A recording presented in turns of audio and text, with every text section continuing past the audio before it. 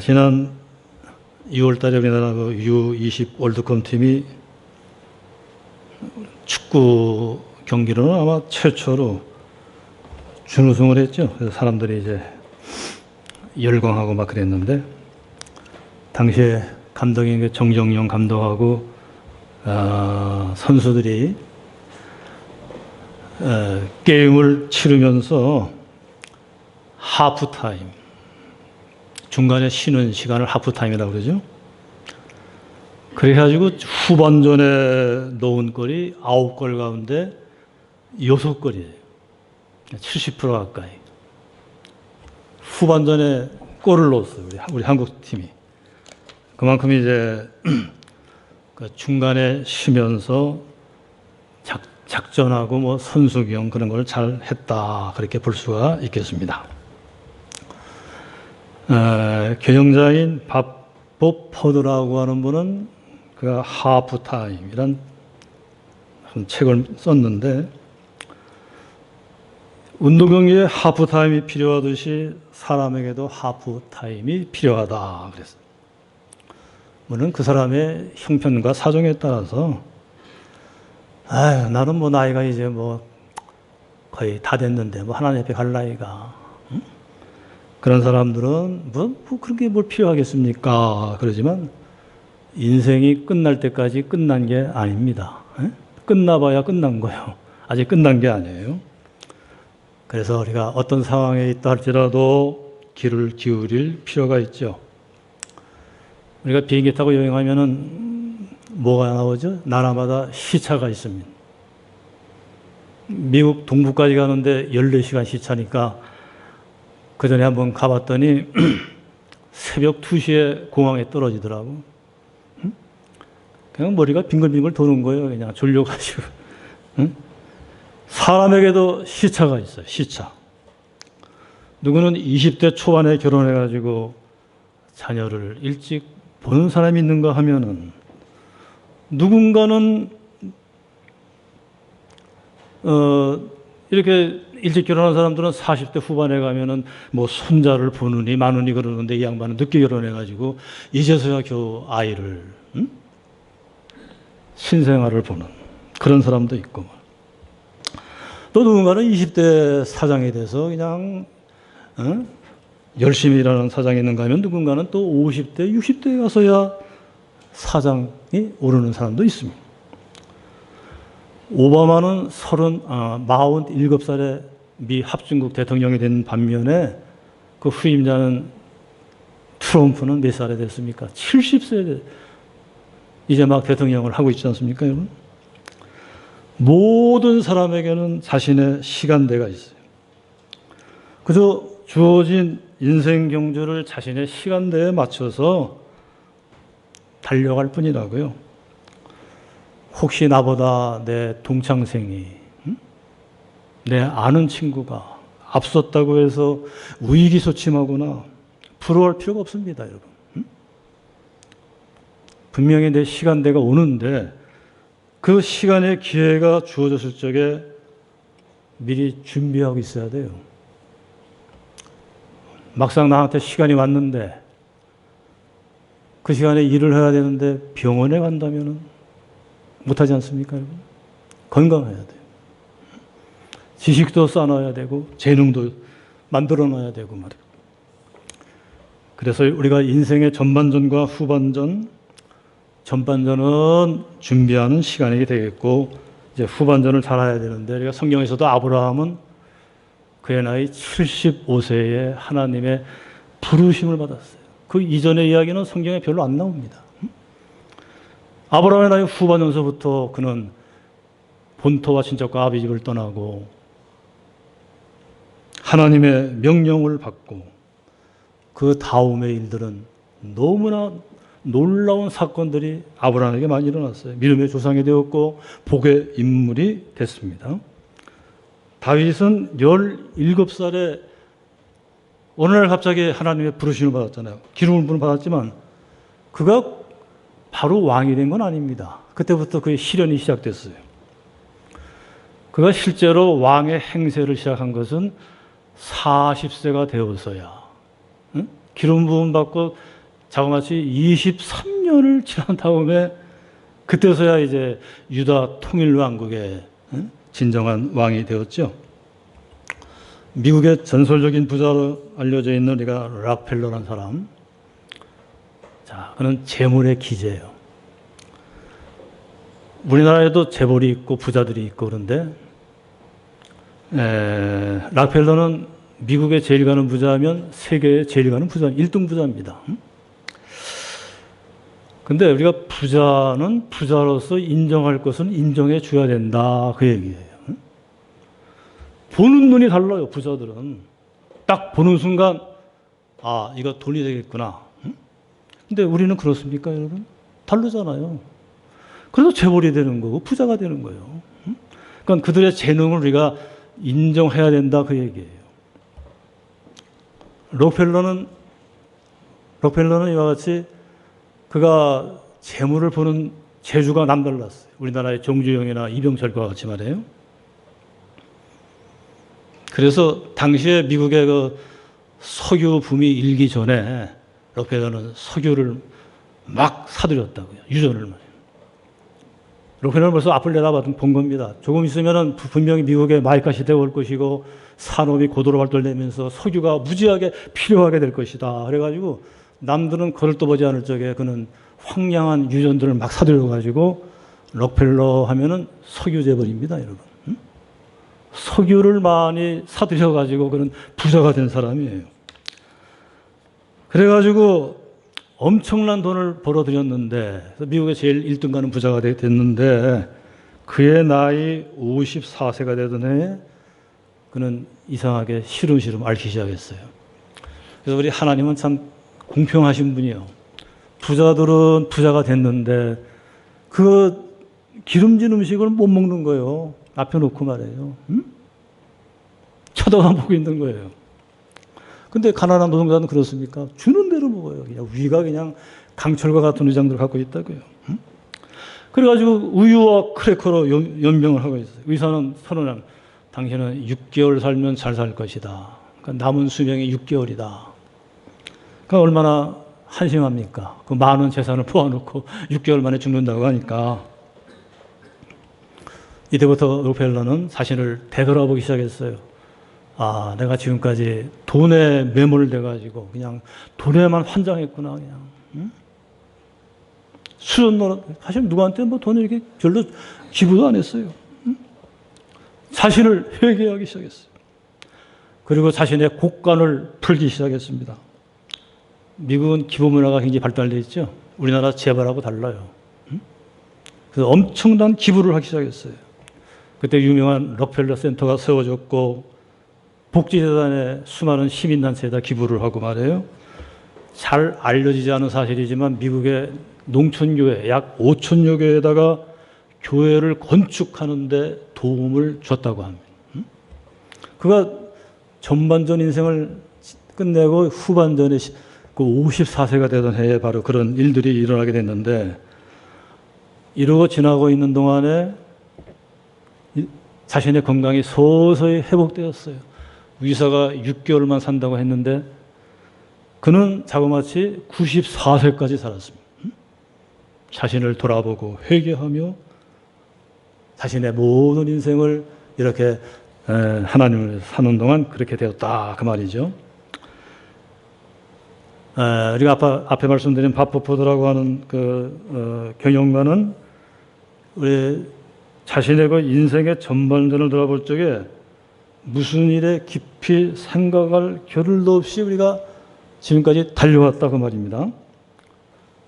사실 이 양반만 그런 것이 아니고 모든 사람의 삶이 아마 다 그럴 거예요.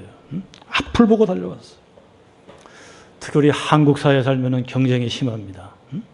치열한 경쟁을 뚫고 대학에 들어가죠. 그 다음에 또 졸업을 합니다. 졸업한다고 삽니까? 그 다음에 또 직장 잡으려면 또다시 경쟁을 해야 돼요. 그 다음에 또 뭐가 있습니까? 직장을 잡은 다음에 그 다음에 결혼을 해야 되겠잖아요. 가정을 이룹니다. 아이를 낳으면 또 아이가 낳으면 다 학원 보내야 돼요. 끝이 없어 그냥. 밤낮 없이 이렇게 일만 하다가 입에서 정말 단대가 나도록 이렇게 전반전의 인생이 그냥 지나가고 있는 거예요. 너나 나나 할 것 없이. 욥기에 그런 말씀이 나옵니다. 인생은 마치 불티가 튀는 것과 같다. 그렇게 세상이 치열하다는 그 말이죠. 우리 한국 사회는 다른 나라하고 또 달라요. 더 심해요. 경쟁이 더 심한 나라예요. 그러다 보면은 현장에서 우리가 부상을 입게 되고 피곤은 피곤대로 쌓이고 지칠 대로 지치고 사람들이 다 지쳐. 그래서 이렇게 우리가 금요일서부터 이제 우리나라는 이제 금요일 오후부터 이제 이렇게 일을 쉬는 시간으로 들어가지만 그 전까지는 거의 뭐 토요일도 일했으니까요. 그러면 자기도 모르는 사이에 너무 지쳐가지고 말이야 잠만 자 사람들이 집에 가 놀러 갈 새도 없어요. 이런 상태를 영적인 용어로 우리가 번아웃이라 그래요. 장작을 이렇게 불 붙여서 떼잖아요. 그러면 끝까지 떼면은 뭐가 남습니까? 장작이 다 타고 나와서 재만 남아요. 그 다음에 불을 다시 살리려면은 못 살립니다. 이런 번아웃의 현상은 특히 우리가 영적인 용어이기 때문에 우리 목회자들에게 찾아오는 하나의 현상이에요. 목사도 인간 아니겠습니까, 여러분? 우리 한국 사회의 목회 현장도 굉장히 치열해요. 여러분, 교회 간에 경쟁이 있다 그 말이에요. 목회 현장이 너무 힘들고 괴로우면은 이런 번아웃 현상이 나타나는 거예요. 목사님들에게도. 저도 언젠가 나도 몰랐지 그렇게 왔는지는. 오늘 설교를 준비하려고 그러는데 머리가 하얘지는 거예요. 아무 말씀도 안 떠올라. 다음 주에는 설교를 해야 되는데 말이에요.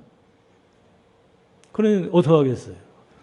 하나님께 부르짖는 수밖에 없고 이 설교지 저 설교지 또 뒤적일 수밖에 없고 말이에요. 그런 일이 있어요. 그러니까 주님의 종에게 쉼이 필요한데 충전이 필요하다 그 말이에요.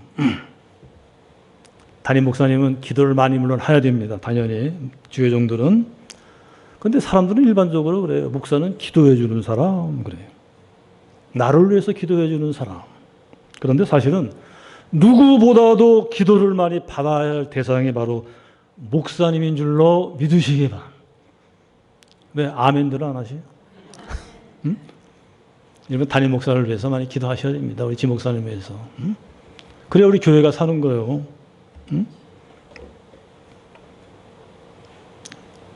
155마일 휴전선은 야전지대예요. 언제 우리가 사실 북한하고 전쟁이 일어날지 모릅니다. 지금 뭐 평화가 선포되고 어쩌고 그러지만 아직은 우리가 전쟁을 쉬고 있는 것뿐이지 휴전 상태지.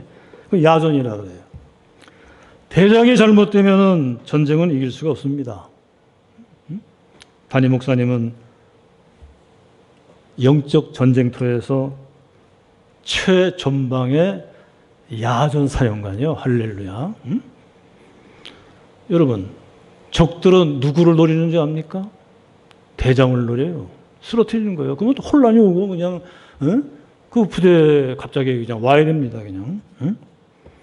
마귀의 공격 대상도 물론 여러분들도 해치려고 하지만 제일의 목표는 주의종들이에요. 마귀들이 항상 노리는 게 누구냐 하면 교회 대장 되는 우리 목사님이다 그 말씀이에요. 그렇기 때문에 여러분의 기도가 누구보다도 많이 필요한 줄로 믿으시기 바랍니다. 자, 이와 같이 우리가 기진맥진할 정도로 승리를 위한 대가는 큽니다. 이제 인생의 하프타임 전반전을 뛰고 좀 숨을 좀 돌려야 되지 않겠습니까, 여러분? 이제 후반전을 해야 되기 때문에. 자, 전반전에서는 속도가 중요했지만 후반전에서는 방향이 중요하다고. 빨리빨리 하는 것만 했지만 이제 후반전에서는 방향을 잘 잡고 가야 돼요. 지금 우리가 올 한 해 반환점을 돌았습니다. 6개월 가운데 12개월 가운데 6개월을 지나가고 남은 6개월을 시작하는 오늘 마침 맥주감사절이고 반년을 시작하는 주일이에요. 이 후반전을 우리가 어떻게 뛸 것인가 중요하지 않겠습니까? 오늘 읽은 본문의 말씀은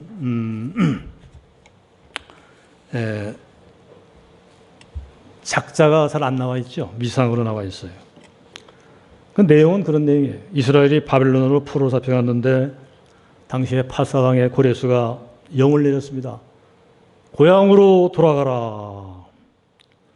그래서 기원하는 역사적인 현장에서 구속받은 자들은 어떻게 해야 될 것인가? 하나님께 감사하고 찬양하라 하는 걸 말씀하고 있죠.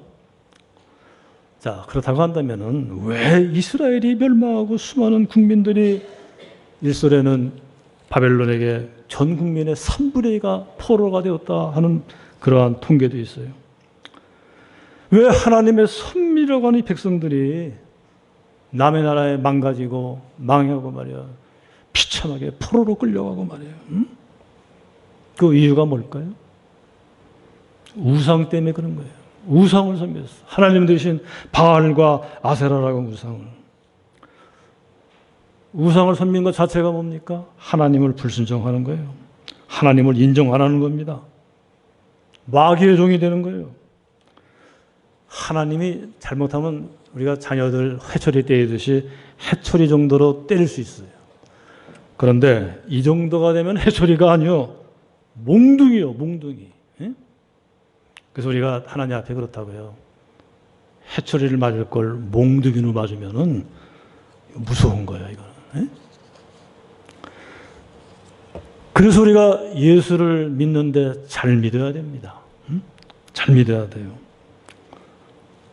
사실 우리는 안에서 이렇게 신앙생활을 하고 있기 때문에 교회 안에 우리 스스로 잘 안 보이는 게 있어요. 근데 밖에서 보는 우리 교회를 향한 그 여러 가지 말들을 많이 나오지만 우리도 모르는 사이에 교회가 지금 우상에 기울어져 있다 하는 얘기들을 많이 하는 거예요. 그 대표적인 우상이 뭐냐 하면 만문, 돈의 우상이라고 말이에요. 이거는 밖에서 많이 지적하는 얘기입니다. 우리 교회가 지금 만문 우상에 빠져 있다 그러는 거예요. 그것뿐입니까? 향락과 쾌락의 우상. 우리가 국민소득에 지금 3만 불을 넘어서니까 사람들이 어디 가면 놀기 좋을까? 응? 시간만 나면 그걸 찾고 앉아있다. 이 자리에 나와야 될 사람들이 거길 가는 거예요. 돈 생기고 말이야. 시간적 여유가 생기니까. 이거 다 우상이야, 여러분. 뭐 그렇다고 해서 우리가 쉬지 말고 휴가도 없이 재미도 없이 세상을 살라는 뜻은 아니라고요.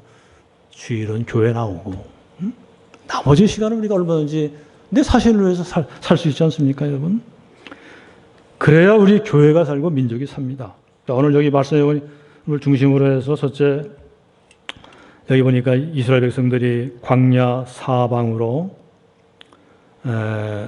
사막길에서 방황했다. 거주할 성을 찾지 못했다 그랬다고요. 저들이 목표와 목적을 잃었다 그 얘기입니다. 자, 우리가 후반전을 잘 뛰기 위해서는 여러분이 목표와 목적 설정을 분명히 잘해야 돼요. 목표는 방향이죠. 목적은 뜻이에요. 방향만 잘 잡았다고 해서 잘 나가는 게 아니에요. 뜻이 있어야 돼요. 지금은 안 하지만 과거에 우리가 세리문답 할 적에는 소요리문답이라는 걸 했어요. 소요리문답. 그러니까 쭉 이렇게 해가 책자를만 이렇게 만들어가지고 세례 받을 사람들에게 나눠서 공부시키기도 하고. 그래서 1에서 38 항목까지 나오는데 그 첫 번째 항목이 뭐냐 하면은 사람의 제일 되는 목적이 무엇입니까? 그 얘기예요. 그러면 여러분에게 그런 질문을 하면은 뭐라고 답변하시겠어요? 응? 당신 제일 되는 목적이 뭐요 도대체가? 돈 버는 거? 우리 믿는 사람들이라면 아이 그야 뭐 예수 잘 믿고 그다음에 믿음으로 그다음에 또 천국 가고 행복하게 사는 거. 그건 일반적인 답변을 할 수 있지만 막상 답변하려면 이렇게 쉽지 않아요.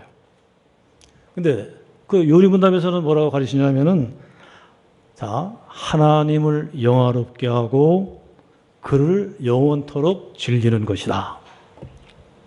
해보세요. 다 같이 시작.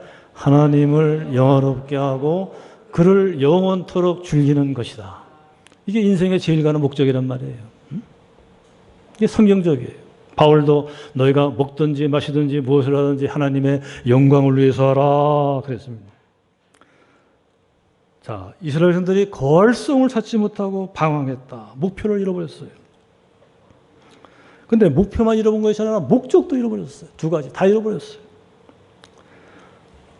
제가 이 목표와 목적을 이해하기 위해서 한 가지 예화를 드리겠습니다. 어느 안수 집사님 가정인데 그냥 우리 집사님 가정으로 합시다. 그럼 또 안수 집사님이 계시니까 또 괜히 부인이 너무 화를 화끈하고 내다가 구안마사 입이 휙 돌아가 버렸어요. 응? 여름철에 잠 잘못 자면 찬방에서 입 돌아가는 거 있죠. 구안마사. 목사님 좀 오세요. 그래서 신방을 가게 됐는데 그분이 이제 자신의 사정을 목사님에게 얘기하는 거예요. 제 형님은 저 어느 교회 장로님이신데 목사님을 아주 존경하시는 분입니다. 그래서 목사님 말씀이라면 잘 들을 거예요. 수년 전에 제 아버지께서 형제에게 유산을 물려줬는데 그 유산이 자그마치 얼마겠어요? 사실 우리가 1억만 받아도 요즘은 억은 별로 이렇게 사람들이 크게 생각 안 하지만 10억이면 어떻겠습니까? 크죠, 그것도? 50억이면, 100억이면. 아직 제가 정답이 안 나왔어. 더 높아. 얼마일 것 같아요? 자그마치 500억이에요. 응? 그래야 놀라지, 여러분들이. 500억. 500억 받는 유산이 쉽겠습니까? 사람에게. 자, 그 다음 이야기가 목사님을 놀라게 했어요. 자기하고 형님 사이에 유산 문제에 견해차가 생겼다는 겁니다.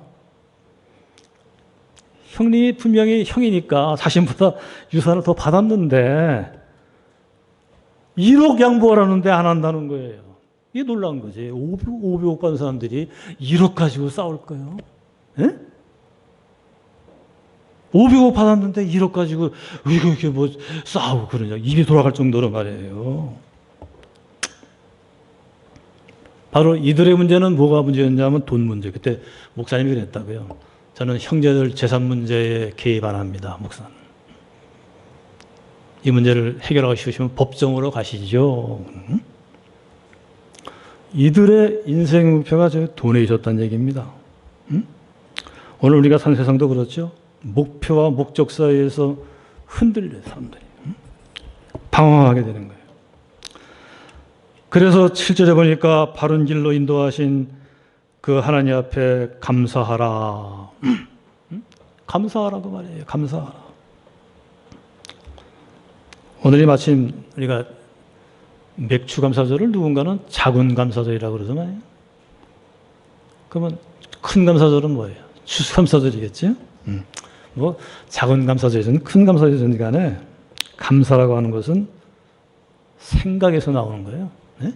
생각을 어떻게 하냐에 따라서. 그래서 영어의 뿌리라고 해서 라틴어에서는 이 생각이라고 하는 말하고 감사라는 말 뿌리가 같습니다. 뿌리가. 싱크, 땡큐가 같은 거예요.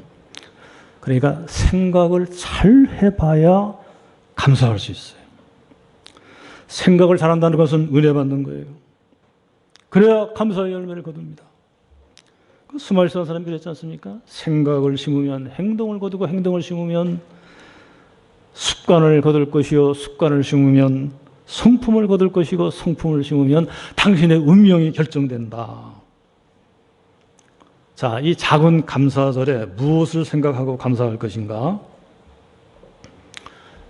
그러기 위해서는 여러분의 발상의 전환이 필요해요. 생각이 좀 이렇게 바뀌는 말이에요. 우리나라 최초의 그 가정사역가라고 할 수 있는 그 송기론 목사님 있죠? 아마 여러분들이 방송을 통해서 많이 들었을 거예요. 그분은 그런 말을 한다고요. 나는 아내와 달라도 너무 다르다. 나는 오른손잡이, 아내는 왼손잡이. 그러면 부딪히는 일이 많아. 교통정리가 잘 안 돼요. 식탁에서도 그렇고 침대에서도 마찬가지고. 나는 종달새형이고 아내는 올빼미형이에요. 종달새는 빨리 자는 사람이고 올빼미는 늦게 자는 사람이에요. 응? 나는 컵을 이렇게 물컵을 먹어도 금방 즉시 닦는데 응? 내 아내는 그게 아니에요. 찬장에서 그릇이라는 것은 죄다 꺼내가지고 쓰고 쓸 때까지 써. 그러다가 없네. 그러면 그때 가서 닦는. 그러니까 너무 안 맞지? 너무 안 맞아. 응? 그뿐입니까? 약속 시간에 차를 타고 가야 할 시간인데 그때 화장대에 앉아가지고 그냥 화장품 모든 뚜껑 있는 대로 다 열어놓고 그냥 바르기 시작하는 거예요. 이쯤 되면 남편이 화가 나요? 안 나겠어요? 그래가지고 화가 나가지고 말이야. 예수님이 부활하셨는데 당신 부활을 믿는 거예요? 그 바쁜 와중에 부활하시면 됐지. 왜 세마포 수건은 다 이렇게 포개놨디야? 예쁘게. 그냥 빨리 나오시면 됐지. 부활해가지고. 바로 당신같이 정리정돈 못하는 사람을 위해서 한 말씀이야. 알아듣겠어? 하고 막 다그치니까 그때 음성이 들렸다는 거예요. 이 야자스가. 잘하면 내가 하려. 그러니까 너 둘이 이게 붙여놓은 거 아니냐? 응? 잘하는 사람이 하면 되는 거예요. 싸울 거 없어. 교회에서도 가수 잘 부시는 사람이 가수 부시면 되고 청소 잘하는 분이 청소하면 돼. 당신은 왜 청소도 하냐? 그럴 거 없어 나도. 잘하는 내가 하면 됩니다. 할렐루야. 응? 집에서도 마찬가지. 잘하는 남편이 하면 되고 잘하는 아내가 하면 되는 거예요. 싸울 필요가 없다 그 말이에요. 이후부터 아내의 태도가 달라졌다고 합니다. 응? 정리전달하기 시작했다는 얘기예요. 감사는 은혜 받고 감사해야 감사할 수 있어요. 응? 고기는 먹어봐야 고기 잘 먹듯이 말이에요. 감사도 자꾸 감사해야 감사할 수 있습니다, 여러분. 미국의 실업 가운데 지금 몇 시인가? 너무 시간 오래간만에 제가 하다가 내가 시간 가는 줄도 모르고 막 짓거려되고 있네. 응? 미국 실업가 중에 스테니트라는 사람은 그러가 해사를 성장시켜 유명하게 됐는데 해사는 잘 됐는데 와중에 병이 들었어요. 당시에 척추 암 3기요. 그러니까 고치기 힘든 병이죠. 응? 회사에서 술렁거립니다. 아, 사장님이 회사는 이게 잘 키워놓고 이제 죽게 되었구나. 놀랍게도 몇 달 후에 사장님이 자리를 턱턱 털고 일어났습니다. 그러니까 사원들이 궁금할 거 아니에요. 사장님이 내일 모레 줄 것 같은데 어떻게 이렇게 일어났나. 나는 병 속에서 감사만 했습니다. 그랬더니 이렇게 병이 났습니다. 저는 이렇게 기도했습니다. 주님, 제가 이렇게 병든 것도 감사합니다. 비록 죽는다 할지라도 감사합니다. 저는 죽으나 사나 감사할 뿐입니다. 무조건 감사합니다. 매 순간마다 감사했더니 암세포가 서서히 사라지기 시작하면서 건강을 되찾게 된 줄로 믿습니다.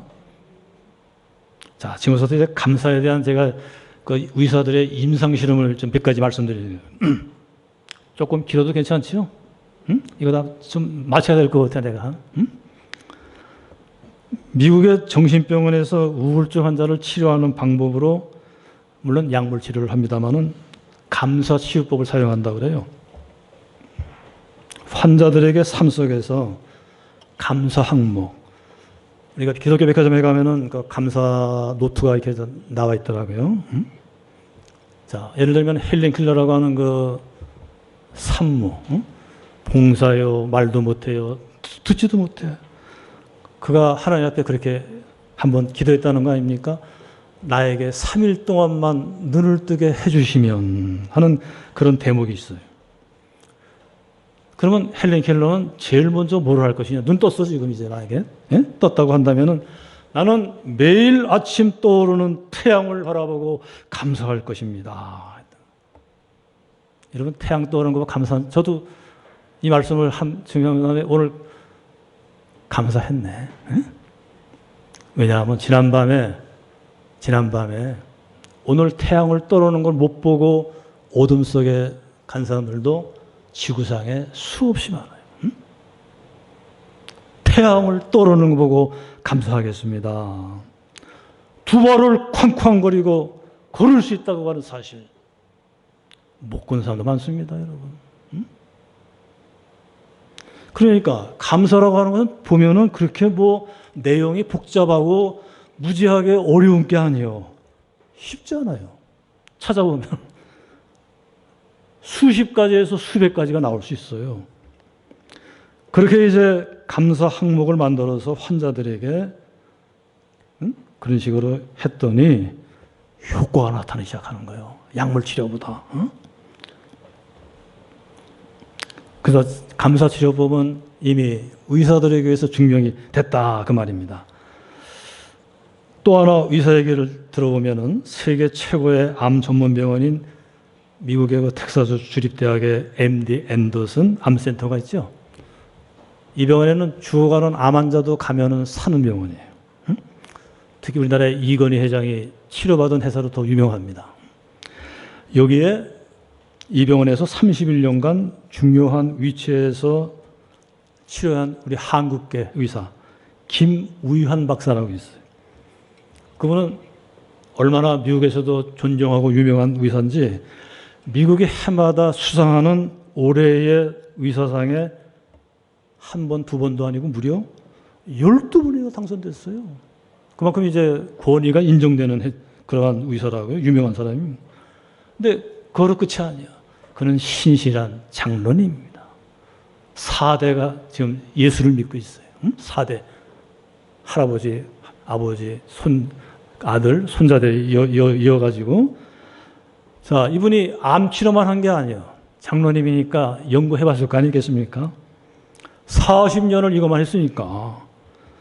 그래가지고 믿음이 혹시라도 암 치료에 미치는 영향이 없을까 하고 연구를 해봤더니 놀라운 일을 발견했어요.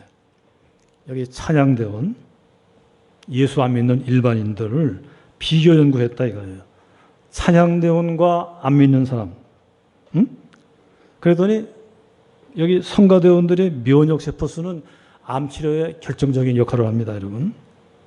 면역세포수. 일반인보다 몇 배가 아닙니다. 몇 배일 것 같아요? 이 김우현 박사가 연구한 결과인데 몇백 배도 아니요. 몇 배? 1000배. 할렐루야. 요 자리에 앉아서 찬양만 하면 1000배도 많이 올라가. 할렐루야. 응? 그렇게 나왔다 이 말이에요. 김우현. 응? 여러분 인터넷 치고 들어가면 나와. 이 양반 하도 유명한 사람이기 때문에. 하나도 감사하면은 스트레스가 완화되고 면역계가 강화되고 에너지가 높여지고 치유를 촉진하고 정서에 좋고 혈압을 떨어뜨리고 말이에요. 또 듀크 대학의 괜히 라슨이라고 한 두 의사가 실험했어요. 주일날 이렇게 여러분 곳에 나와가지고 찬양하고 예배드리는 사람하고 그렇지 않은 사람하고 비교해봤더니 찬양드리고 예배드리는 성도가 7년을 더 오래 살았다. 할렐루야. 여러분 7년 별거 아닌 것 같은데 이렇게 늙어보세요. 엄청난 겁니다. 이건 7년 더 산다는 거. 응? 엄청난 수명이에요, 여러분. 그래서 감사는 최고의 항암제, 해독제, 방부제. 1분간 기뻐하고 웃고 감사하면은 1분간이에요. 2분도 아니에요. 신체에 24시간 면역체가 올라가. 반면에 1분간 화를 내보세요. 6시간 동안 면역체가 뚝뚝뚝뚝 떨어지죠. 그러니까 여러분들이 매일 기뻐하고 감사하고 하면은 교회 나가서 이 감사약을 잘 받아 삽수시면은 몸과 마음이 건강할 수 있게 될 줄로 믿습니다. 난 어느 병원이라고 얘기 안 하겠습니다만은 어느 병원에서 이 충청북도에 있는 병원이 하자 종합병원인데 통계에서 본 적이 나요. 비신자가 병원에 오는데 60%가 더 왔고 신자들은 기독교인들은 40%가 왔더라. 그러니까 병원에다가 아마 만들었나 봐. 종교 통계랑. 그러니까 얼마가 덜 간다는 거예요, 병원에? 20%가 더 덜 갔어. 이것만 해도 어딘데? 응? 이것만 해도 어딘데, 여러분. 병원에 덜 가는 것만 해도 말이에요. 자, 이 시간 마지막으로 주강교회에 나오시면은 모두가 다 건강해질 줄로 믿습니다. 할렐루야. 그래서 오늘 이 감사약을 잘 받아가세요. 감사. 일상에서 소소한 것, 우리가 소확행이라는 말도 있지 않습니까? 소소한 행복. 뭐 크게 생각할 거 없어. 작은 것에서부터 감사하면 역사가 일어나게 될 줄로 믿습니다. 영원한 생명이신 하나님께 감사하는 우리 모든 성도들 될 수 있기를 주의 이름으로 축원합니다. 할렐루야.